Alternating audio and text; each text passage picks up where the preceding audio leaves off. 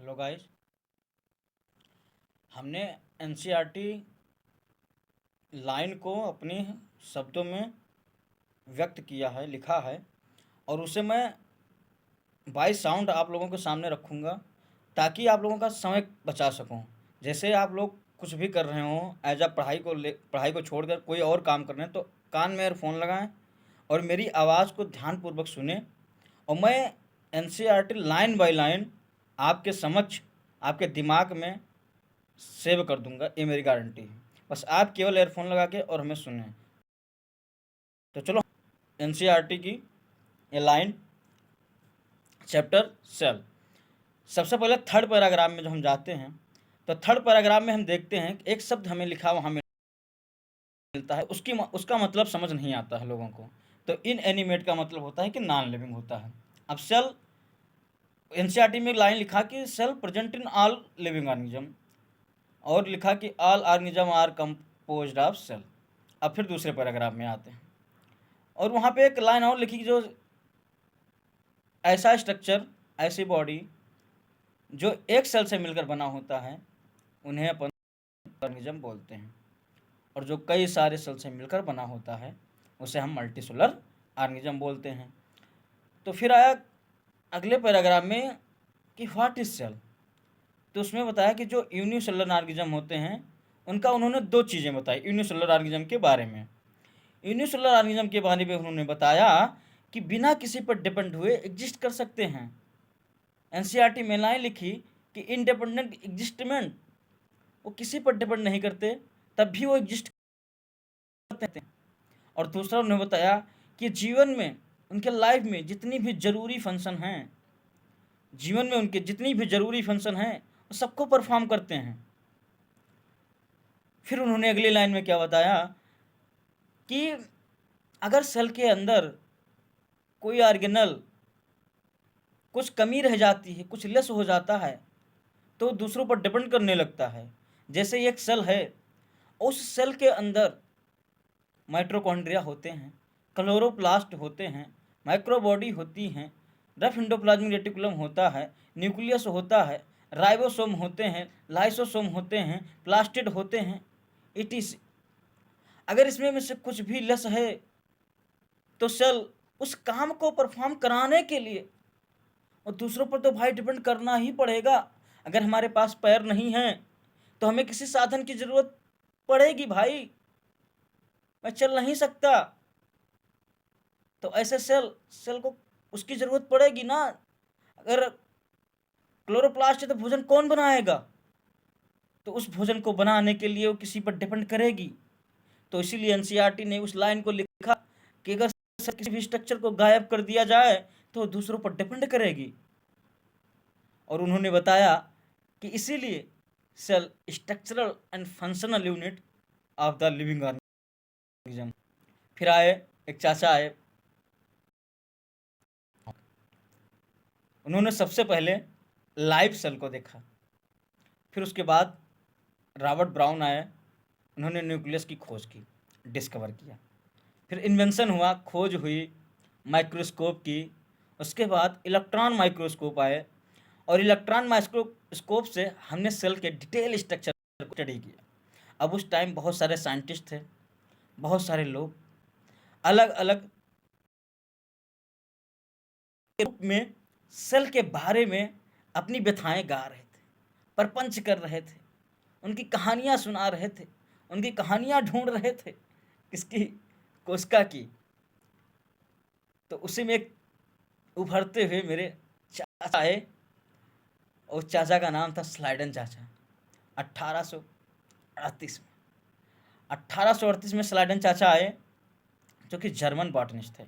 NCERT में एक बार question पूछा कि स्लाइडन जो है वो कहाँ के बॉटनिस्ट थे, या वो थे कि जूलॉजिस्ट थे। तो वो जर्मन बॉटनिस्ट थे। वो क्या कर रहे थे, एक प्लांट के ऊपर जांच पड़ताल कर रहे थे और ऑब्जर्व कर रहे थे। और उन्होंने क्या देखा कि जो प्लांट बना हुआ है वो कई सारे सेल से मिलकर, और कई सारे सेल मिलके एक टिश्यू का निर्माण करते हैं, और उससे प्लांट बनता है। एस स्लाइडर ने बताया अपनी थ्योरी में।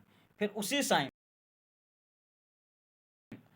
मतलब 1838 में वो आए। जस्ट उसके 1839 में आए एक चाचा, और स्वान चाचा। वो ब्रिटिश जोलॉजिस्ट थे, ये जर्मन थे, वो ब्रिटिश थे। इन्होंने स्टडी किया डिफरेंट एनिमल सेल को, नोट किया, और उन्होंने बताया, किसने? स्वान ने बताया कि एक आउटर मेम्ब्रेन है जो थिन है। आउटर मेम्ब्रेन जो थिन, सही सुना, थिन थिन। एनसीईआरटी में थिन लिखा है, यहीं पे खेल खेलता है एनटीए। थिन की जगह थिक कर देगा, स्टेटमेंट चिपका देगा, और यहीं पे बच्चों के बल्ले बल्ले हो जाते हैं। तो वो थिन, याद रखो कि उन्होंने एक कवरिंग बताया जो थिन थी, किसके? आउटर को। उन्होंने आज दुनिया उसको प्लाज्मा मेम्ब्रेन के नाम से जानती है। और इन्होंने, स्वान ने और एक बात, बड़ी प्यारी बात बताई कि जो सलवाल है ये भी आउटर कवरिंग है, लेकिन ये किसका फीचर है? सिर्फ प्लांट का है। इन्होंने बताया कि जो सलवाल होती है वो एक प्लांट का एक फीचर है जो सिर्फ और सिर्फ प्लांट में पाया जाएगा, और न कि एनिमल में पाया जाएगा। अब उसके बाद स्वान हाइपोथेसिस, इन्होंने हाइपोथेसिस दिया। इन्होंने क्या हाइपोथेसिस दिया? कि body of animal and plant are composed of cell and product of cell, composed of cell and product of cell. फिर स्लाइडन और स्वान ने साथ में टुगेदर फॉर, जो सेल थ्योरी इन्होंने दी स्लाइडन और स्वान ने, उसमें एक कमी थी। वो कमी ये थी कि वो नया सेल कैसे बनता है उस सेल को बता नहीं पा रही थी। ये थ्योरी ये नहीं बता पा रही थी कि नया सेल कैसे बनता है, how to form new cell, ये नए सेल आए कहाँ से। तो उसको बताने के लिए एक लीजेंड पर्सन, एक ऐसे व्यक्ति की एंट्री होती है जिन्हें के नाम से लोग जानते हैं। 1855 में इस महान भाव का एंट्री हुआ। इन्होंने 1855 में सबसे पहले एक्सप्लेन किया क्या? उन्हें स्वान और स्लाइडन के कमियों को सबसे पहले उन्होंने बताया कि जो सेल की संख्याएं बढ़ती हैं, वो सेल क्या करती हैं? अपने आप को डिवाइड करती हैं। वो सेल अपने आप को डिवाइड करती हैं और न्यू सेल पुराने सेल से बनती हैं। तो उन्होंने एक शब्द लिखा एनसीईआरटी में, ओमनी सेलुला ई सेलुला, ओमनी सेलुला ई सेलुला, पुराने सेल से नए सेल का निर्माण। तो इन्होंने स्लाइडन और स्वान के थ्योरी, अब क्वेश्चन एनसीईआरटी में पूछता के थ्योरी को मॉडिफाइड किसने किया? तो स्लाइडन और स्वान के थ्योरी को मॉडिफाई रुडॉल्फ फर्काउ ने किया। फिर इन्होंने एक अपनी थ्योरी दी, एक फाइनल शेप दिया सेल का, जो एनसीईआरटी में लिखा है, जिसे आज हम लोग 2 पॉइंट के नाम से जानते हैं। पहला क्या कहता है कि all living organism are composed of, all living organism are composed of cell and product of cell, all living organism are composed of cell and product of cell. और दूसरा, all cell arises from the pre-existing cell, all cell arises pre-existing cell, all cell arises pre-existing। तो Rudolph फर्काउ ने सबसे पहले उन्होंने क्या बताया? Rudolph फर्काउ ने बताया कि नया सेल कैसे बनता है, कैसे बनता है नया सेल। तो उन्होंने बताया कि पहले तो सेल डिवाइड करती हैं, और दूसरा वो पुराने सेल से नए सेल का निर्माण करती हैं। ये किसने बताया? रुडॉल्फ फर्काउ ने बताया। फिर क्या हुआ? फिर ये हुआ कि अगर हम एन ओवर,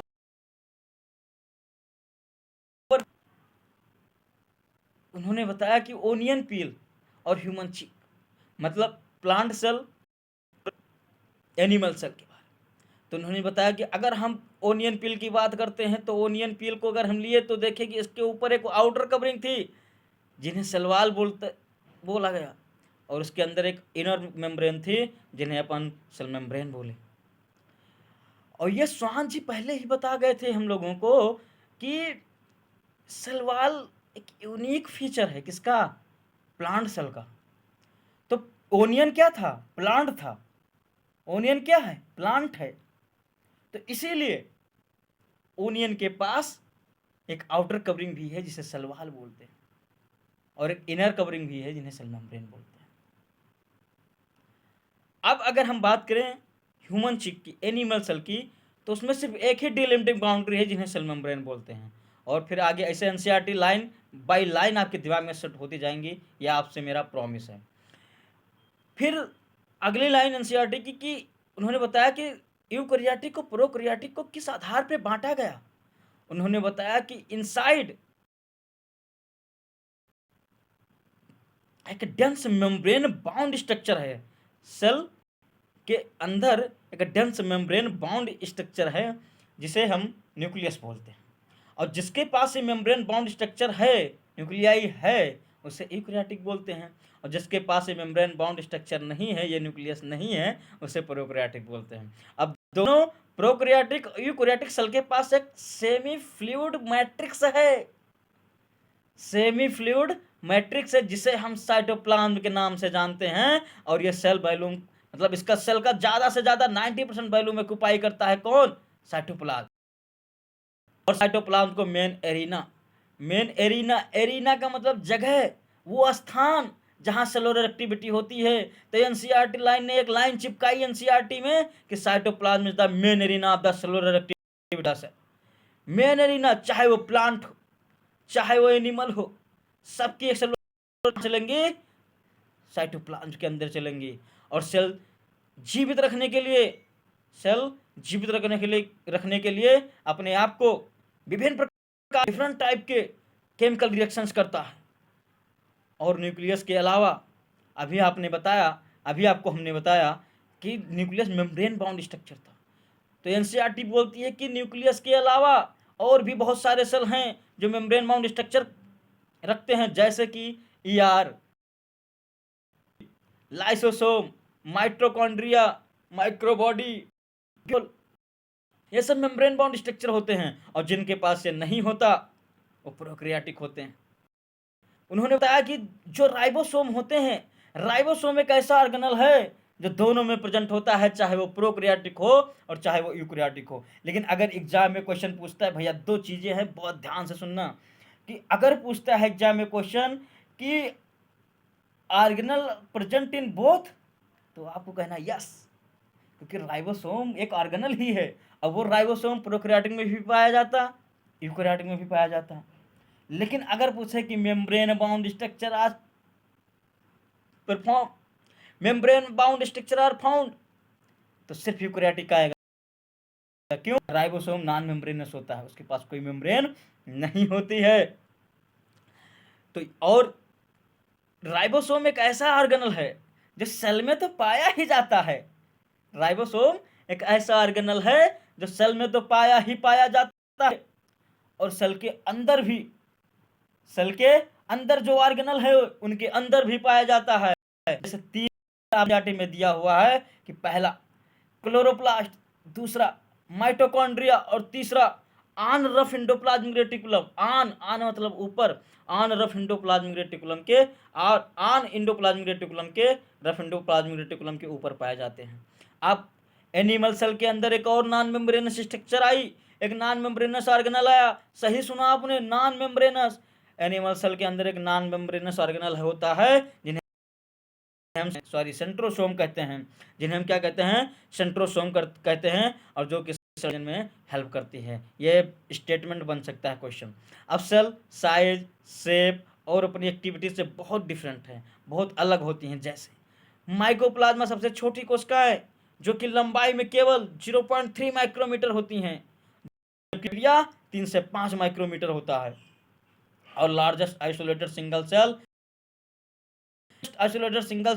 ऑस्ट्रिच का एग। और अगर मल्टीसेलुलर की बात करें, मल्टीसेलुलर सेल की बात करें, मल्टीसेलुलर ऑर्गेनिज्म की बात करें, आता है ह्यूमन आरबीसी। एक आता है ह्यूमन आरबीसी जो 7 माइक्रोमीटर का होता है। और सम नर्व, एनसीईआरटी में लिखा है some nerve cell are longest cell. Some nerve की बात की है उसने कि कुछ नर्व ऐसे हैं जो लॉन्गेस्ट हैं। और सेल अपने आकार में भी बहुत डिफरेंट होती है, में भी डिस्क लाइक होती हैं, पॉलीगोनल होती हैं, रिबन लाइक होती हैं, इरेगुलर होती हैं। और सेल का शेप उनके द्वारा किए जाने वाले फंक्शन पर भिन्न भिन्न हो सकता है। सेल जैसा फंक्शन करती हैं, जैसा उनका शेप होता है, वैसे वो फंक्शन को परफॉर्म करते हैं। अब हम प्रोकैरियोटिक की बात करें तो प्रोकैरियोटिक को हम बैक्टीरिया से रिप्रेजेंट करते हैं, ब्लू ग्रीन एल्गे से रिप्रेजेंट करते हैं, माइकोप्लाज्मा से रिप्रेजेंट करते हैं, और पीपीएलओ से रिप्रेजेंट करते हैं। आमतौर पर यूकैरियोटिक से छोटा होता है और अधिक तेजी से मल्टीप्लाई करता है। हम बताया कि स्मॉलर इन साइज किससे? यूकैरियोटिक से। तो जो छोटा होगा वो दे धड़ाधड़ माइट हिस्सों। मतलब जितना छोटा उतना तेज। तो यूकैरियोटिक एनसीईआरटी बिल्कुल डिक्टो लाइन है कि जितना छोटा उतना तेज, मतलब जितना छोटा होगा ये साइज में उतनी ही तेज अपने आप को डिवाइड करेगा, अपना मल्टीप्लाई करेगा। और ये शेप और साइज इनके अलग अलग हो सकते हैं। एनसीईआरटी में 4 प्रकार के शेप और साइज दिया। पहला बैसिलस जो रॉड शेप का था, दूसरा कोकस जो स्पेरिकल था, तीसरा विब्रियो जो कामा स्पाइरुलम जो स्पाइरल था। इनका जो ऑर्गेनाइजेशन है वो फंडामेंटली सिमिलर, ये भी लाइन बहुत इंपॉर्टेंट, इनका जो ऑर्गेनाइजेशन है वो फंडामेंटली सिमिलर होता है। और ये डिफरेंट टाइप के आकार प्रदर्शित करते हैं, और ये डिफरेंट टाइप के आकार और फंक्शन दोनों को क्या करते हैं, दिखाते हैं, प्रदर्शित करते हैं। और माइकोप्लाज्मा को छोड़कर सभी प्रोकैरियोटिक में सेल मेम्ब्रेन के चारों तरफ सेल वॉल होती है। माइकोप्लाज्मा को छोड़कर सभी प्रोकैरियोट में सेल मेम्ब्रेन के चारों तरफ सेल वॉल होती हैं, और इनके अंदर एक फ्लूइड मैट्रिक्स भरी होती है जिन्हें हम साइटोप्लाज्म बोलते हैं। और इनके अंदर कोई डिफाइंड न्यूक्लियस नहीं होती, इनके जेनेटिक मटेरियल नेक्ड होती हैं, और इनके न्यूक्लियर कोई मेम्ब्रेन नहीं होती। Hello guys, thank you. और अगर आपको ये वीडियो अच्छा लगा हो और आपके काम आया हो तो इसे प्लीज़ एक लाइक दें, सब्सक्राइब करें और फॉलो करें। Thank you.